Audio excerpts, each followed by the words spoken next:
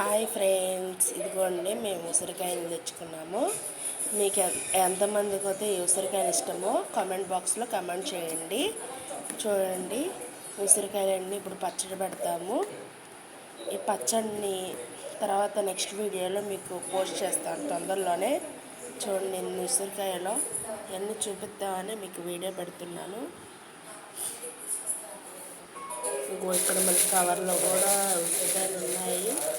మీకు ఉన్నట్టుగా ఈ ఉసిరికాయ ఒక్కొక్కటి భలే ఉంది.